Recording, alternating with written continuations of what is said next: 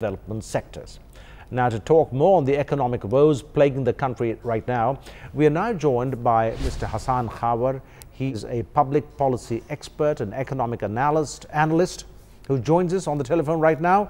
Mr. Khawar, welcome. Good to have you with us. Thank you, Atiq Saab. It is a pleasure. Good to have you. Now, the IMF bailout, of course, as you know, it does seem inevitable that the country will have to go to the International Monetary Fund.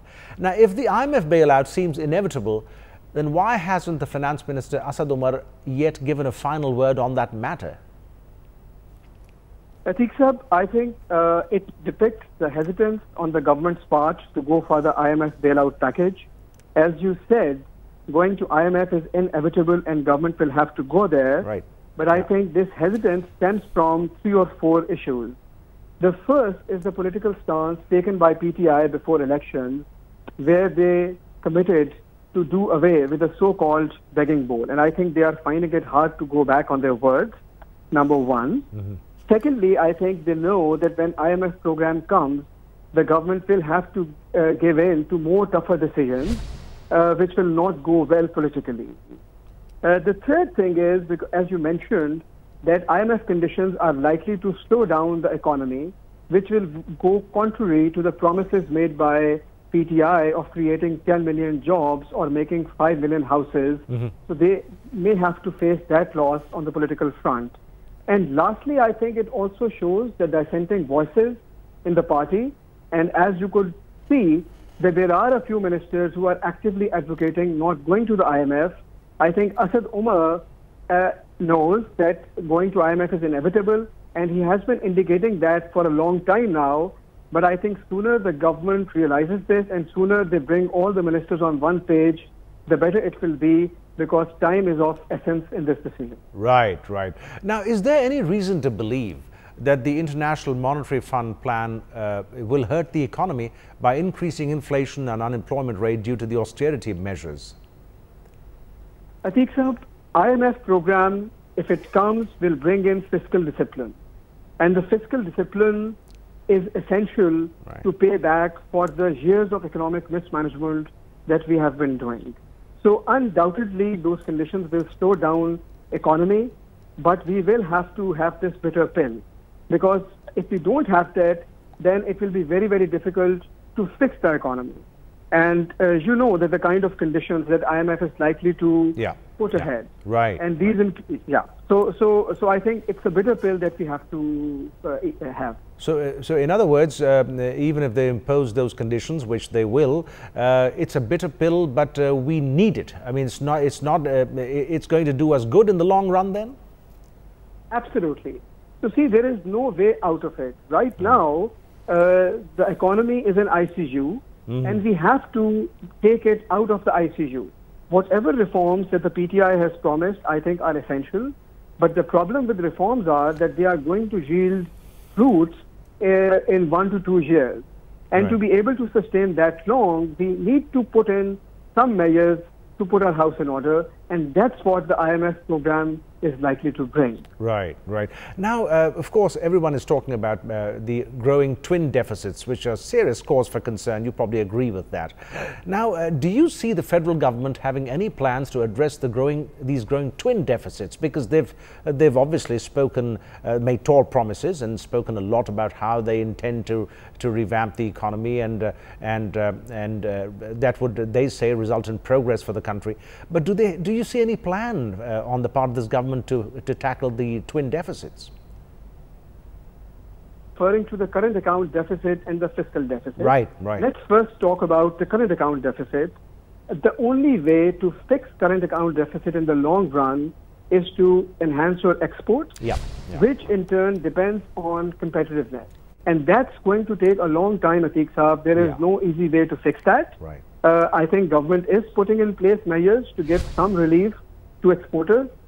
The depreciation in Pak rupee, I think that's also going to provide some comfort to exporters, but we will have to do more to be able to be competitive. So that is one.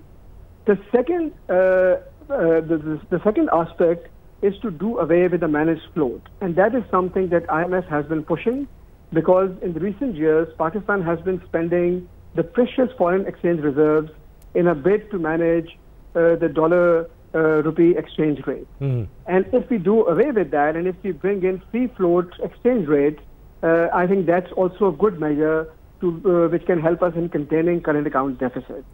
When you talk about fiscal deficit, I think that's a difficult one, because that involves tough decisions. So if you look at our budgetary outlay, 58% of our taxes go to provinces, and federal government is finding it hard to manage itself with a very narrow fiscal resource pool available. The problem is that after 18th Amendment, we have not been able to cut the federal government to the right size, and that is the first thing that we need. Secondly, we need to fix state-owned enterprises that have been draining our resources year after year.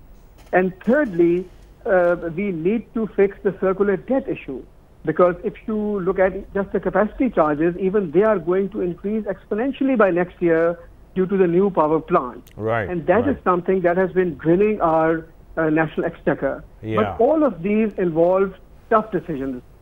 Any reform in these areas is not going to be a win-win, consensus-based thing. It will have to be difficult. You will have to take difficult decisions. You will have to fire people from SOEs, and only then you can manage to contain fiscal deficit. The fiscal deficit, as you correctly pointed out, many of those decisions are going to be very unpopular with many quarters in the country. I don't know how the government is going to deal with that. That's going to be a tough one, as you correctly pointed out. Now, the macroeconomic adjustment will also include further hiking the interest rate. Now, what will be the impact of such a move, in your opinion? Is that called for? Absolutely, because this is something that is unavoidable because of two counts. First of all, it will reduce the consumption, which will have an indirect effect on our import rationalization. And secondly, it will encourage people to save more. And we will need more savings for more investment.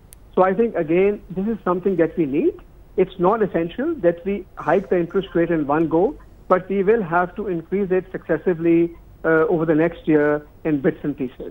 Okay. Now, what do you make of the reconstitution of the National Economic Council? That has been announced. Now, will the provinces finally be able to get balanced financial equity from the centre? Deeksab, so I listened to what you said. Now, National Economic Council is mandated under Article 156 of the Constitution. And if you look at the prescribed membership, there is a lever to ensure provincial representation. So apart from the Prime Minister, all four Chief Ministers not only sit in themselves, but also nominate one member each. So at minimum, you have 2 members from each province. Then there are 4 additional members. And there the objective in the Constitution is not to maintain political representation or provincial representation, but rather have some sound voices on the forum. So I don't see a problem with the finance minister and with the planning minister being there and 2 others. I don't see a problem in terms of low representation from KP. But I think the problem lies somewhere else.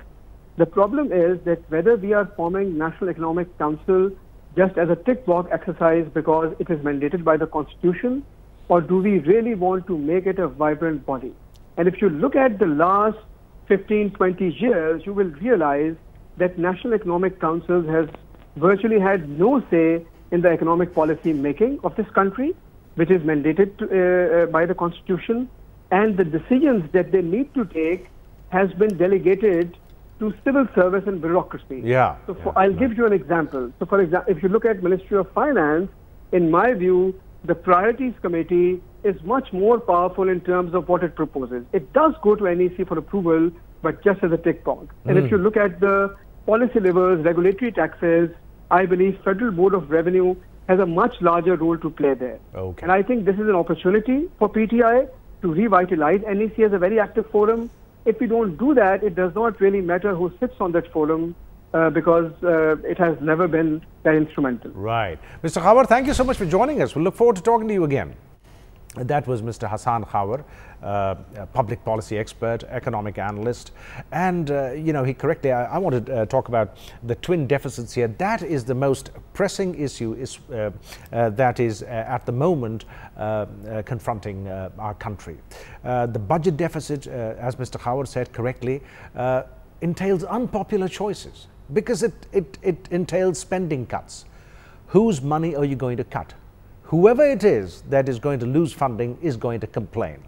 And that is not going to be a popular political decision for a new government that wants clearly to make its mark as soon as possible. So that's going to be tough to get the budget deficit, the fiscal deficit under control.